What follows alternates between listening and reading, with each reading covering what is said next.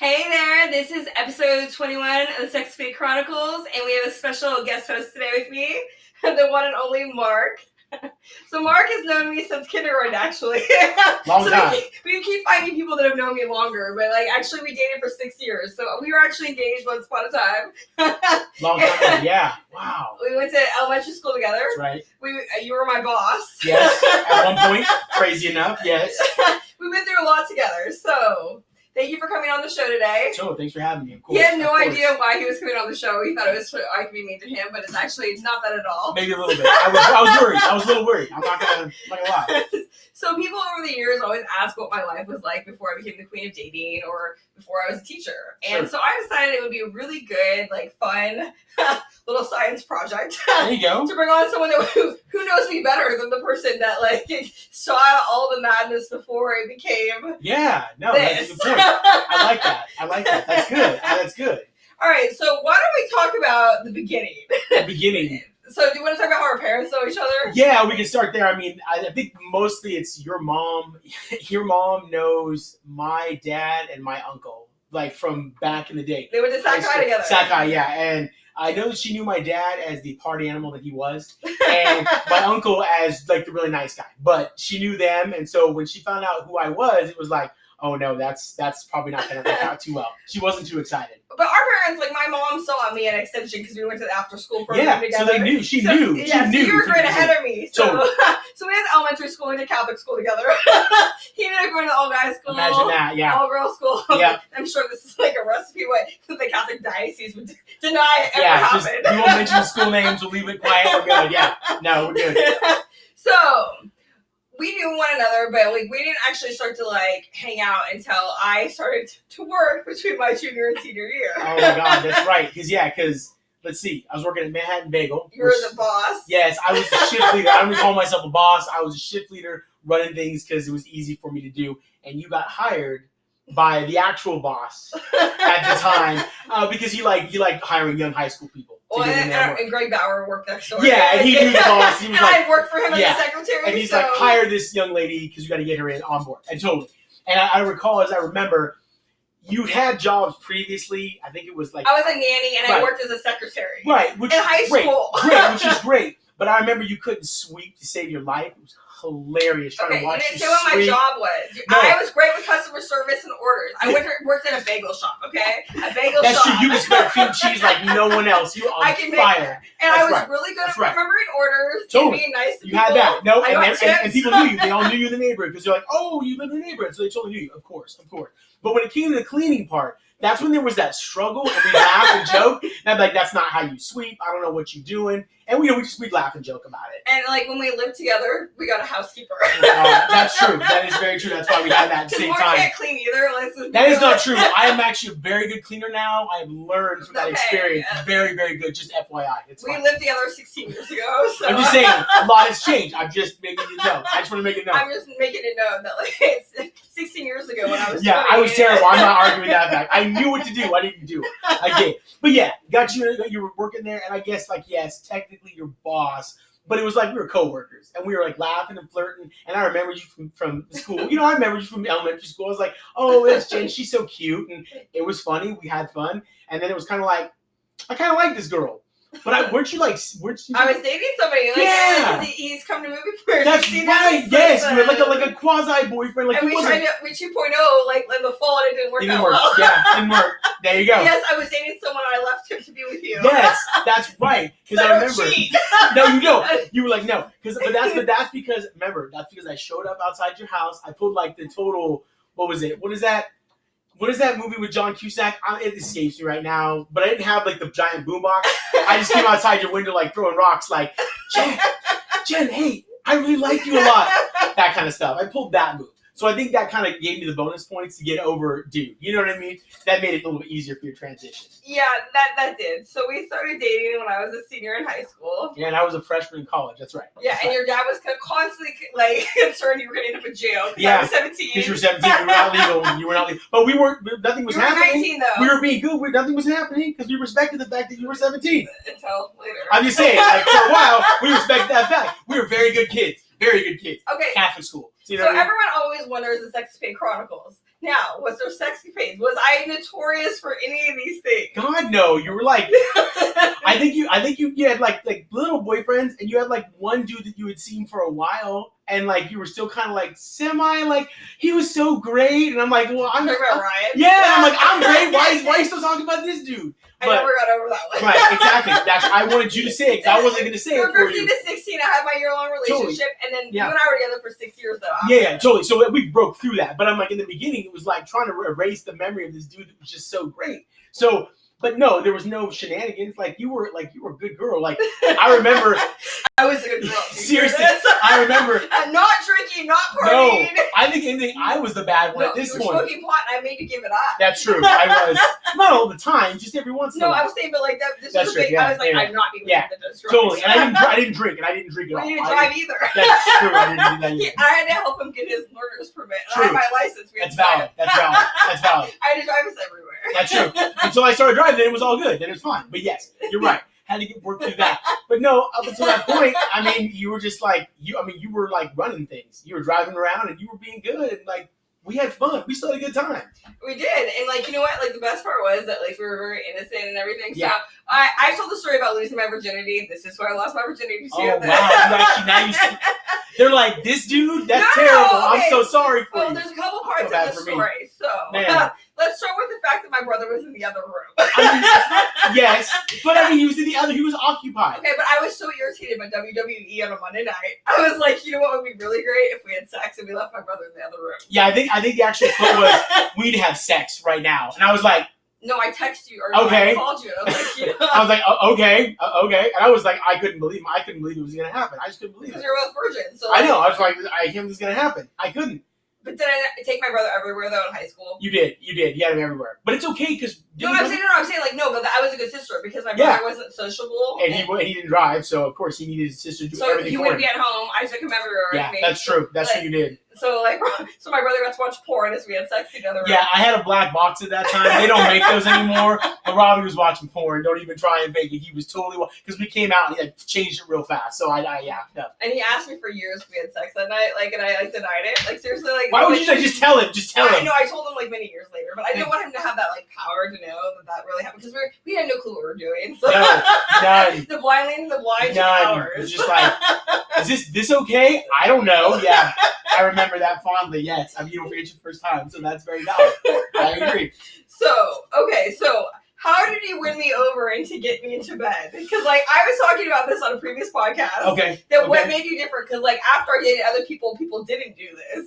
And you were like probably just blowing. Okay, so there's a couple things. Like I remember slow dancing in my bedroom. That was one. It's like put on the slow jams and you're like, come dance. And you're like, Big Al, R&B. This is every time what I think of. Like, I was singing Montel Jordan earlier today. Yes. But it wasn't that. It was Nelly and Usher. Oh my God, Usher though, because he had that you got that. For that album, that album came out, and we were like, we listened to every song, but that song would like have you. You were just like, oh, and I just sing it, and I have a terrible voice, so it wasn't really a good thing. No, it was really but good. You were like, and I would dance, and you'd be like, oh my God, and it was like, but that I don't know if that won you over. Like I feel like that made you excited, at least that your dude was excited to be with you and do those things. That was that comfortable. That's what I thought. This went on for years, so like when we broke up, I didn't know people don't do this. Oh, and go to bed for hours and like sing to the person. Like I thought this was like a normal thing. Yeah, you would think that, right? Like who doesn't do that? So he would put on like mood music. Like, yeah, it was always. I always had a playlist. Like always, I still do have playlists. The best part is like how did this got started though? Do you remember why? No, I don't remember. You have to remind me. That was so loud, your mom could hear us. Oh, that's right. Oh my God. There's literally one time where my aunt was embarrassed, like she was mad at my mom because it was so. My bad. So mood music. My bad. Yeah, had to crank it up just a little bit because that way you couldn't hear Jenn making noise. Yeah, but like I mean that says a lot about you. I don't know. I don't think it says. Hey, I'm just saying. Like obviously it was that good. So anyways, sure. So like the music, muted the sounds coming from yes, the room. that helped. I know totally. I totally forgot. That's exactly why we started doing that. Putting CDs in the change, like the 5-disc changer, to make sure. That's exactly. So like, that's right. But you know. Being that I lived in a very strict household. Now, everyone always thinks that I tell stories about my parents in my 20s. Oh, and they don't know. Yeah, they don't know. Okay. So let's talk about like what it was like for me when I had to come live with you. Because my parents told me I could never come back again. And Yeah. when I was 19 in college. Yeah. And I think you moved in for, you got out of school for the summer, right? It was started with the summer, right? Well, it was right when I went into my second year of college. I graduated in 3 years, so it was the beginning of my second year. So then I got cut off and had to work 3 jobs. Right, work, and then but in the summertime you would come in and you'd stay with me and my mom. Brought all my stuff to your mom. Yeah, and just moved in, and we had fun. I had a good time. My mom didn't mind because she's like, "Well, I like Jen. Can't tell her to come on in," and it was good. And she kind of felt bad because was that kind of undermining your parents? Because I think that was their way of teaching you a lesson. But it was no, we can't leave this nice lady on the street. That's just ridiculous. You don't do that. So, and plus we were dating. And where else were you gonna stay? Where the fuck else were you about to stay? But if they were okay with me being homeless. Yes, that's obviously what I'm getting at. Is somehow that was okay. Well, which is 17 years later, it still plays out to be true. God. But yeah, we grew up in East Sac though, so it's we lived a couple blocks from one another, and this is the culture that was your mom let me come live with you guys. Yeah, it was, so it was people all good. Don't know I was actually not allowed to live at home. Yeah, they probably think it was so. It was legitimately you only moved in because where else would you have gone? I think a lot of your friends either they moved, their parents, they weren't even coming back at that time. Yeah. Here you are coming back to Sac. You need a place to stay. And I went to Sac State that summer because I was graduating college in 3 years. Yeah. So Mark and I dated through college. So we went to college and we broke it up, and then we got back together. That's right. And dating long distance. We did long distance through the 3 years I was in college. Yep. And we were troopers, so Yeah, we made it work. No, made it work. I was every other Friday, I was flying down and spending the weekend in the dorms. Whittier, the dorms in Whittier, yeah. We were not partying. We were just having sex. We were literally just having sex and then going and getting pizza at motherfucking Papa John's. Getting Papa John's pizza and then making you go watch movies instead of doing finals and then getting mad at me. Yeah, it was good times. Yes, very good times. So, when we talk about what my life was like, it was very boring to everyone. Everyone always thinks I was the Sexcapade Chronicles or the Queen of Dating. No, you were just chill ass Jen. We would literally just hang out in your dorm room, and then we would go for drives and go to Brea and go to the mall. And, we used to go shopping. Shop at the mall. We would go shopping. This woman taught me how to shop. I'm that's how I know how to shop now, because she'd be we're gonna go get this and we're gonna do this and you're gonna wear this shirt. I'm all right, cool, let's do it, because it was great. So this is how I became a dating coach. Though, as part of it is taking the wardrobe part. Yeah, understanding. Yeah, no, totally. It's part of it. He was my first project, so if you were gonna hang around me, you were at least gonna look good. Because my parents, it was a really big deal to them. Yeah, you had to look a certain way, of course. Yeah, because we all pretended. So there's a really great story there from my high school graduation that is very indicative. Okay, so I'm gonna start the story and then you can finish it. So, Jesus. All right. Okay, so we got a bounce house. I was very excited about this. I was going to Whittier. It was before my 18th birthday. Mm-hmm. My dad let me get my belly button pierced that day, thankfully. Because I was already in high school. You're just excited. I was excited about everything. So we decided to play with water balloons and everything else. Yeah. And I was in khaki pants. They got very wet. Yeah. Before everybody got there. Yeah. So what did I go do? So of course Jen thinks like anyone, my pants are wet. I'm gonna go put them in the dryer, because that's what you do. My pants are wet. I put them in the dryer. Come to find out, her mom thought it would be a great idea to put muffins in the dryer too. Now, we still can't figure out to this day why muffins would go in a dryer. No, I do know, because there was a two-stack. I could see them because I'm not tall enough. So remember this, I couldn't even see there was fucking muffins in the dryer. It still didn't make any sense. There's room on top, there's a countertop, there was everything. Her mom put them, literally, tray in dryer, closed, and Costco ones, the Costco 12 muffins. And then got mad at Jennifer when she turned the dryer on and the muffins got over the pants. No, I didn't know until I opened the dryer. And I'm like, what the fuck? Because my pants were ruined because I bought them when I didn't save any money. Yeah. And my mom was like, you ruined the dryer! Yeah. You didn't look for the muffins in the dryer. Literally. Somehow it was your fault, yes. No, but literally, this is case in point of what my childhood was like. Yeah. And so she tells everyone at my graduation party that I didn't look for the muffins in the dryer, so there's something wrong with me. With a straight face too, she was like, how irresponsible. She didn't look in the dryer for the muffins. And when the repairman had to come, she's like, oh my god, my daughter. Such a fool, doesn't look for muffins in the dryer. What a fool she was. Yeah. I know, we laughed about that for quite a while afterwards, actually. Yeah, so, when I talk about the stories about my parents, there's no way to ever, really detail, how bad it was. Valid. But, I never really talked about what went on other than I couldn't be there. True. Yeah, because if you're going back to it, that was the problem with your parents, right, is there was always something that you were doing that wasn't okay, right? Let's see, it was You're supposed to graduate in 3 years. Got out in college. College. Got out in 3 years, and you're supposed to get a car for that. There's no car. There was no car. And then it was like, oh, you're going to be an attorney. This is going to be so great for the family. And then when you were an attorney, you wanted to be a teacher. And I was like, that's awesome. It was, you're such a disgrace to the family. But how happy was I working as a legal secretary? Oh, you were miserable. I picked you up a couple times. Like, I totally hate this job. You couldn't stand it. You didn't like it at all. And it was cool because it was in a place where we could do shopping. We liked that we were shopping nearby, but that was the only redeeming part. That it was horrible. Okay, so we toured through Southern California, went to the different malls. That's actually very true. We really did, yes. So we went to every mall. Yeah, Costa Mesa. We've been there to all of them, yeah. Yeah, exactly. So that's what we did as a hobby instead of like drinking, like, because I didn't drink. Okay, so let's talk about the drinking.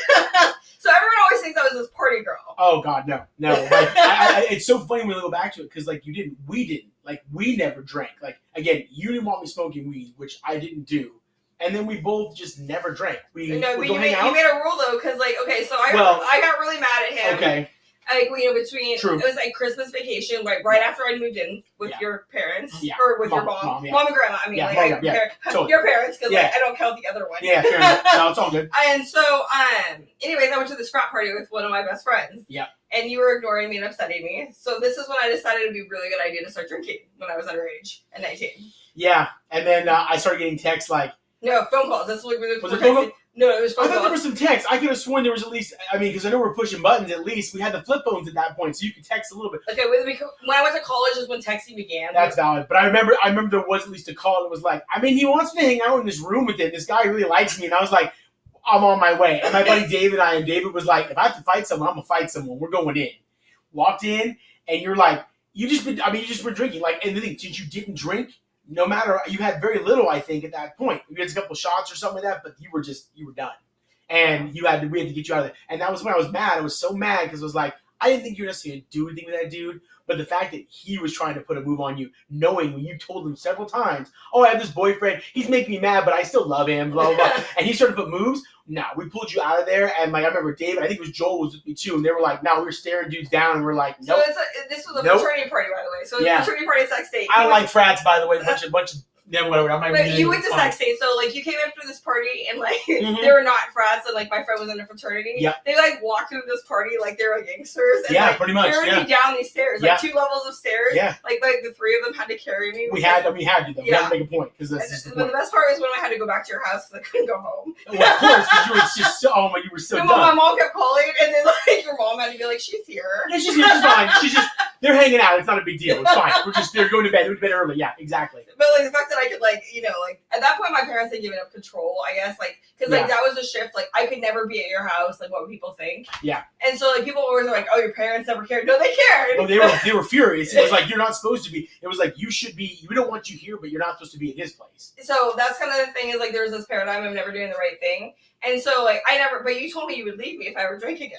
Yeah, I mean I was upset. I mean it was like no, but I never did. No, I mean you didn't. I mean at that point I know after that we didn't have any drinks at all. Like, no, even my 21st birthday. God, we didn't. And then we went to Vegas. Remember with Christine? And I know, and still, God, we did no drinking. No, I know. We never partied, nothing. No, we didn't. I mean, we hung out with people because we had friends who would hang out, but we'd always be like, "I'll drink a water or soda," and everyone had beers. We went to Target on Friday night. Remember that used to be like that was the thing. Target and what was the name? What was the Bonds? Right? Or was it Bonds? It wasn't Bonds. It was like the special one. Yeah. But we go shopping and they go to Target. That was our life. That was no, but so we got engaged when I was 19.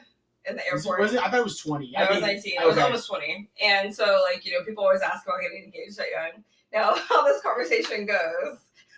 I mean, as I recall, there was a ring. I love this ring. Actually, someone tried to remake it at Tiffany's. Actually, it was $60,000. No. I met someone in January. Wait. They tried to remake it because I was so obsessed still with my ring, and I got it out for them to remake. So I want you to know that to this day, that ring I love to death. Awesome. So we're not going to talk shit about it. No, I'm not saying. I just heard there was a ring that we, put on your finger, and it was like, we're engaged now. This is us. Like, this is our thing. Because you were my family. Yeah, because at this point, like, you would spend all your time realistically with me and my mom, obviously, and then every other weekend being down there when you're in college, being down there until I finally moved down when you're like, hey, Sac State's going fine, but you're not really going anywhere. You need to, like, get this thing straightened out. And I was like, That's not actually what we said. Okay. I said, like, I'm going to law school and you better be here with me. That's or we're valid. gonna say it together. Fine. But I put it like a little more nicer spin.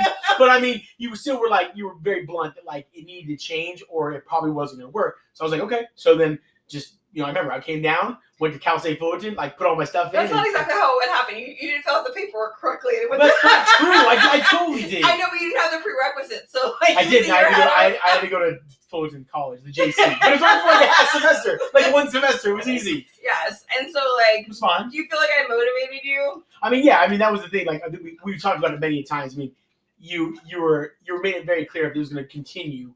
And I obviously wanted it to. I mean, this thing, I was 100% invested in it. So it was like, yeah, I wanted to. Okay, well, this is what we have to do. You didn't actually say, like, I had to go to school there. You did. You're just like, if we want to do this, I don't really want to keep going long distance. And I'm not coming back to Sacramento anytime soon. I was like, got it. I'm moving to Southern California. So it made it work. But yeah, of course, total motivation. And I always tell people to this day that, like, one of the main reasons I have now become a teacher is because you kept pushing to become one. When I literally got out of school, you're like, just go now. Go get your credential, and you're good. And I was like, I'm good. I'm tired of school. I want to go play park and recreation. Yes. And I was like, I want to just do that. And you're like, you really don't want to do that. Trust me. And you're right. 10 years later, finally got back there. So you're teaching now. Yeah. Now I'm teaching now. And it's, like I said, best move. I don't regret my 10 years of not.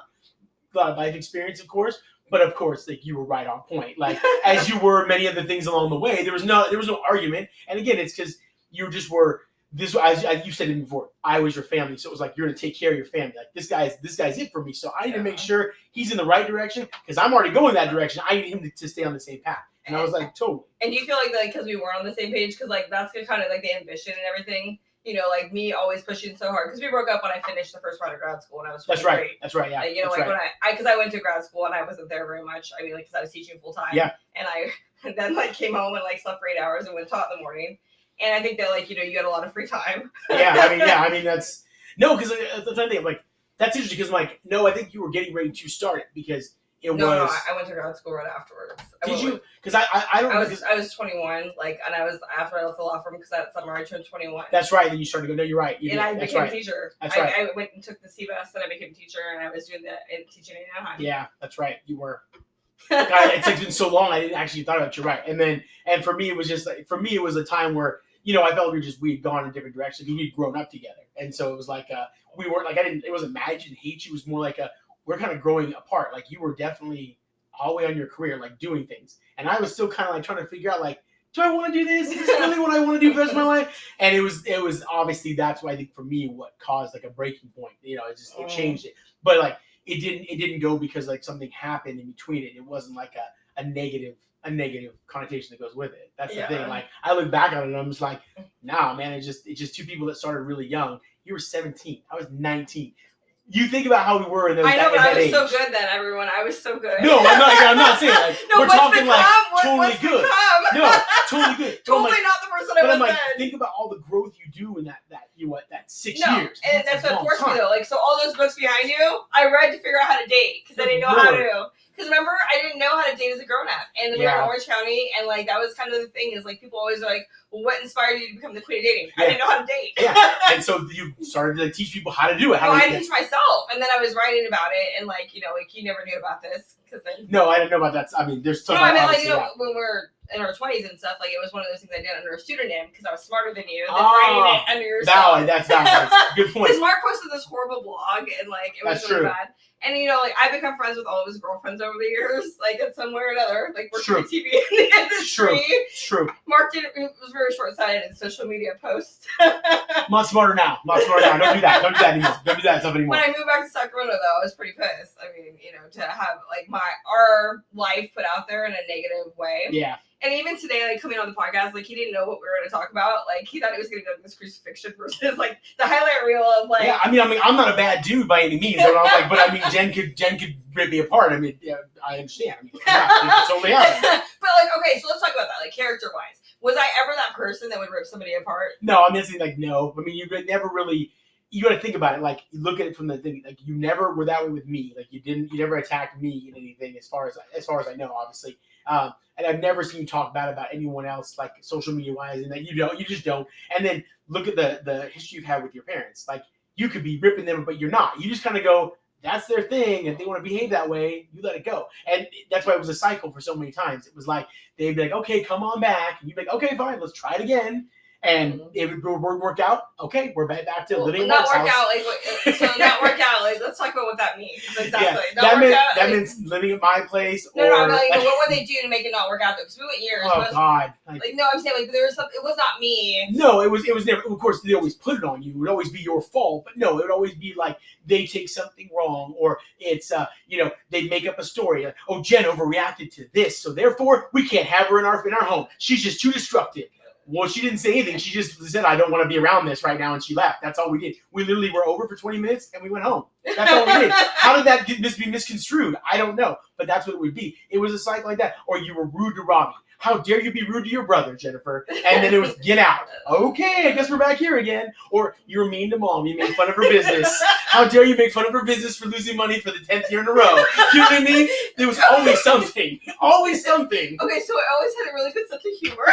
Totally. It was hilarious. But it was always something so minor that, like, we would laugh about it and think, why is this a big deal? It's not a big deal. And so do you think it's, like, been difficult for me to let people in, though? Because, like, I mean, you were the only person that I let in for many, many years. Yeah, totally. Like, that ever saw them and, like, what went on. And that was a big fear of mine, like, when we broke up. Like, how do I ever... Yeah, let someone else see these things, right? Like, how do I ever, like, articulate exactly how bad it is? Because, I mean, if I ended up living at your house for all those years... How can you really tell someone? I never stayed at my parents' house again until that summer I moved back when I... slept with that person that became your friend that I introduced you to. Oh my God. You know who I'm talking about. Yeah, we're Eskimo brothers. We're Eskimo brothers twice over, by the way, because there's someone else like, wow, how is that even a thing? I know, so like, okay, so when I moved back, like Mark and I, we were friends. Yeah, always friends, yeah. So always. Our degrees of separation as people. Yeah. I introduced him to the person that my parents, my mom unlocked the door to walk in on. Yeah. Oh my God. So, like all these stories and stuff, like people always wonder, like, do people know them? Yes, they do. Yeah. Because, like, I never had any shame in my game. No, why would you? I'm saying by giving my family. Yeah. And being persecuted for it and such, like, it's been very difficult to be me. I mean, like, would you agree with that statement since I was a kid? I very much so. I would totally agree because, again, it was always, like, you being yourself. And I think, what did you say? Like, if they didn't have control of it, then it became a problem. If you couldn't control what Jennifer's doing right now it's a big problem for us. Even if it wasn't, even if really in reality, it's like, it's not going to hurt anyone. No one's ever going to know. Didn't matter. It's because what would people think if they found out? What would people think? And that's like, what would people think? And like, so when I gave my speech on mental health matters, say what you see. Yeah. And like, you knew a lot of that? Yeah, I know. I'm like, okay. I'm like, I totally get what she's going from. And it's like, it makes perfect sense. But you know that in kind of exposed I know, that. But like, okay, so we dated for 6 years. Yeah. You know me since elementary school. How much of that did you really know went on?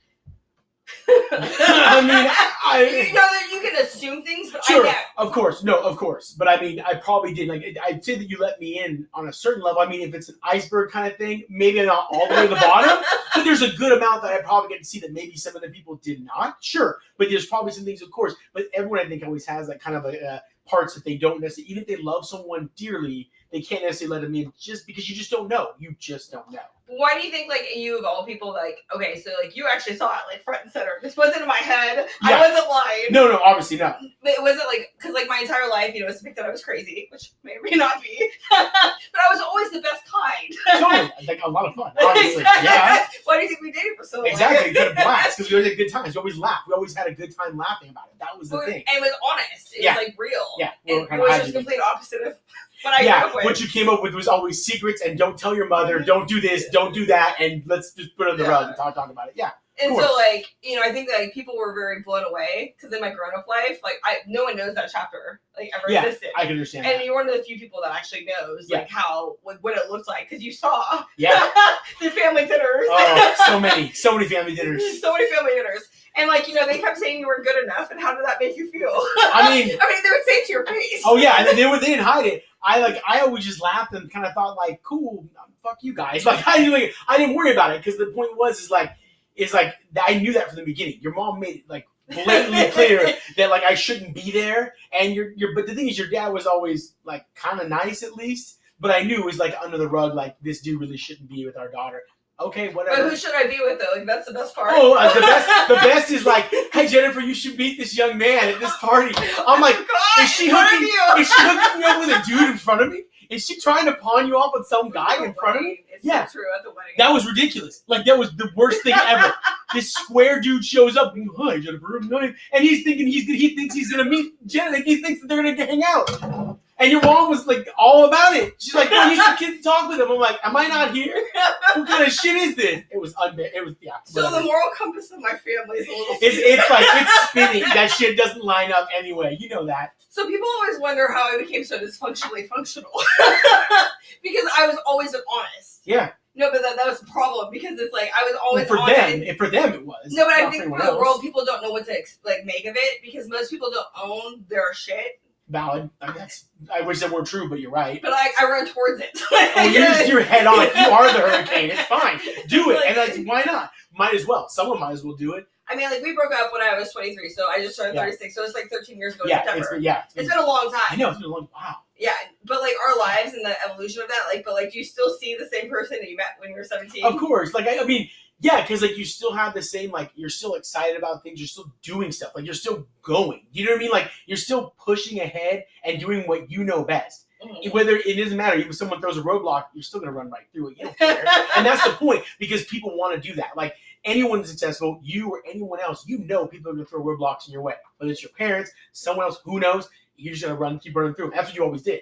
But like, do you think that like, okay, so like having seen me do that, people don't know how hard it was. Oh, I mean, unbearable for you. Unbearable, like, right? Like, it really was. Well, because it was taxing, not just on you, but like the relationship you had, like any relationship. Like it was hard because, especially, I know for me, like speaking just for me, is like it was tough because you have this person you love and you wanted them to do really well, and they're doing well, and they're not getting any credit from the people that they really want that credit from. You wanted your parents to say, "Damn, you did a great job." But you never got it. It kept being like, cool, you did that. Now what are you doing for an encore?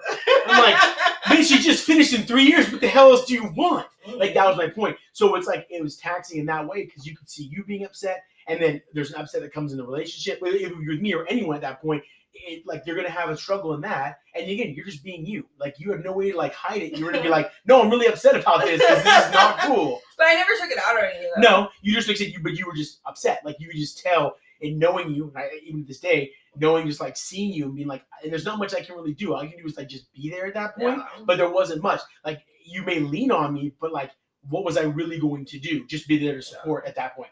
All I could really do. But like, you're like my family though. So like the part of like my life that got a lot harder, I think, is like after we broke up. Because then I didn't have your mom and that you. Unit, right. Like, so like, you know, like the closest I had of real family and like support now was gone. And like to leave our relationship, like I broke up with you. No, that's the truth, you know, but like it took a long time to get there. Yeah. You know, because like I was like, what am I going to do now? Yeah. Like, and to find your self-worth and all these things when you've had parents such as mine and not have that support. And like, I think that's been a struggle ever since because it's like, that feeling of like you're not good enough. It's been reinforced. It's very much been piled on top of you, even when you did not want it to be. Of course. But everything I did was a failure. Even when it was, but that was the problem. Even when it wasn't, like you could have a ton of success and you still be told, "Well, you missed this one thing, so you suck."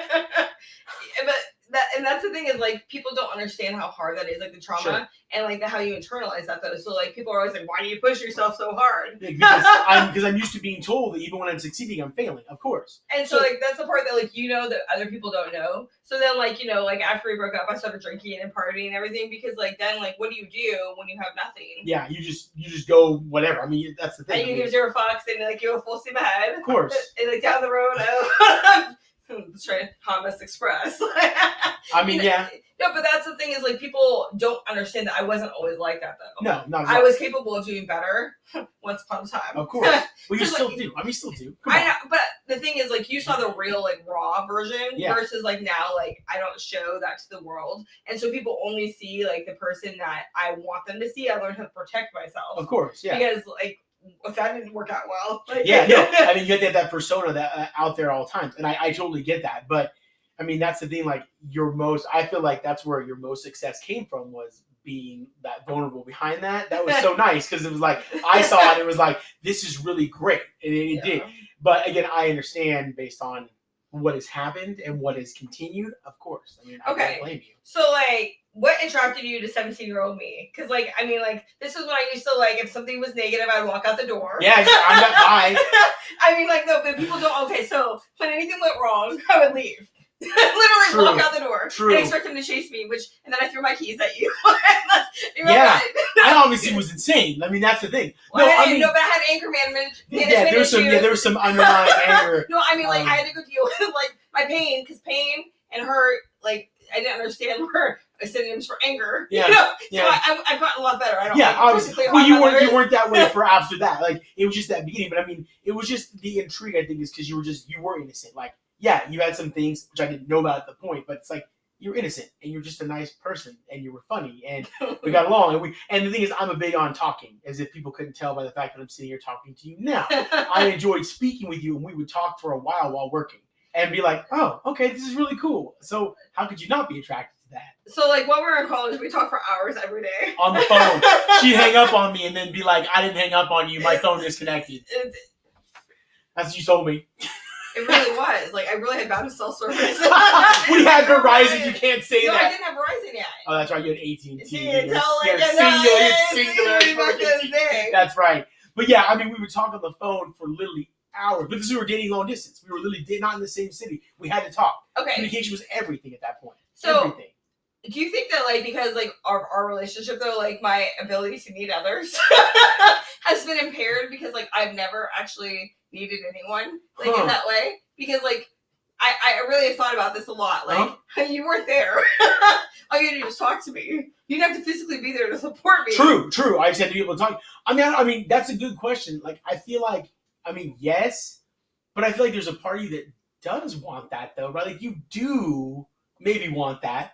Like, you want someone that is there physically, obviously, but I think that definitely gave you a perspective of the guy doesn't have to always be around, but he can still love me from far away, and we can talk and still connect. Yeah. It sucks you couldn't connect physically, but every 2 weeks we'd make up for it, obviously. But, I mean, you could at that point, but it taught you that, like, I can still have a really good connection with someone on a level of just talking, and that's important. So what was it like to live with me? Because you're the first guy I ever lived with.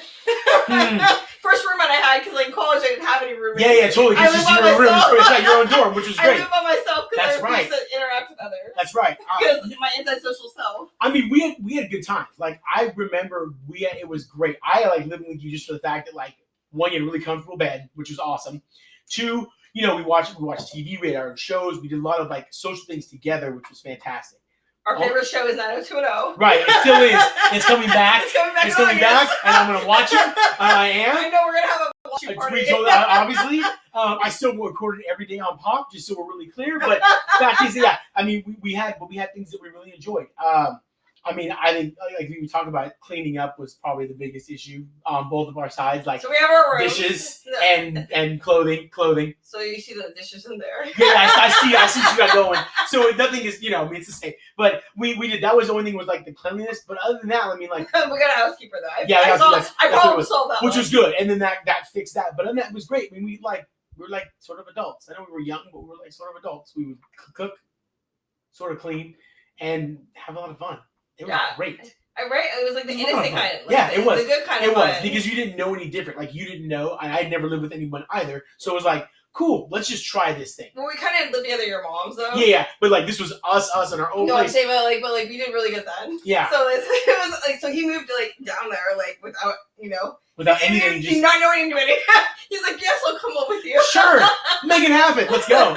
But she did give me a job right away, which was awesome. So she did give me a job with Skyhawks right away. It was awesome. So it worked out great. I mean, I think that's the thing is, like, people don't know, like, that part, though, of me, of, like, before I became the party girl, like, all the things that I actually do still to this day. Like, help others, you mean? Like, take care of people? Yeah, take care of people. Make sure they're doing well? Yeah, I get that. Oh, I get that. Yeah, and, you know, like, any day of the week, like, I would drop anything, like, if anybody needed me. Yeah, exactly. Or be there just to help out, whatever you need, yeah. But there's, like, that chapter in my life that, like, you know, with my parents and everything that people will never know other than you. Like, that's, like, what went on, like, from high school through college, because you're the only one there. I was there at the time, yeah. And, like, that's kind of, like, the hardest part, I think, to explain to people is, like, the amount of bad that, like, I survived. Yes. And still was me. Yeah, it did, yeah, because he still kept laughing and still kept joking all the way and having fun. And like I said, that was the thing. You were still open and honest with me. So, like, I never saw anything negative on that. It was always so great because you were always, like, Just tell me what it was. And I was like, I like this. I'm good with that. Let's keep it going. And see, the best part about you as like a boyfriend was like I could just talk to you and you would get it. Yeah. Like no, guys don't do that now. They want to like Captain Save a Ho. Like let's like make you no, but like you know me. If I just talk through my crazy. Yeah, just give me a sounding board and I get it, or like give you some insight, but you're like, I just want to talk. I don't want an opinion. Like I just like let me just like process my crazy because it was so bad because it was not incomprehensible. What went on, and so I never asked you to understand. You just knew who they were. Yeah, I'd seen it. I'd seen it in action. And you knew it was a line. So I think that's the hardest part to ever explain about trauma, though, is like when you don't have that anymore. Like, what does your life become? Mine. Sure. Because like I began acting out, and like it became escalated from there. Because it's like I never had that support again to give me that foundation of like stability. Yeah, that makes sense actually. Because and how could you? I mean, I think you didn't have a consistent. Well, I mean. I'm sure you had friends. I mean, you had friends. Well, that's why I say in the last relationship I was in. But they wouldn't understand. They have like said they've never seen it in action, so they have no real frame of reference to be able to give you any kind of understanding. And they don't have the experience like the person like that I dated for that period of time, other than you, like the only other long-term relationship I had, didn't meet them for a year.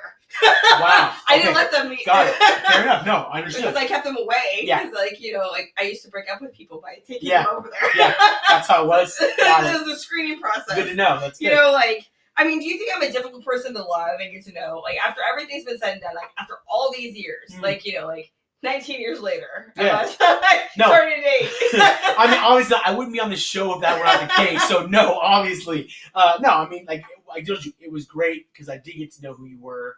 We got to know each other, like, right off the bat and then spent time doing that and then spent 6 years doing the same thing.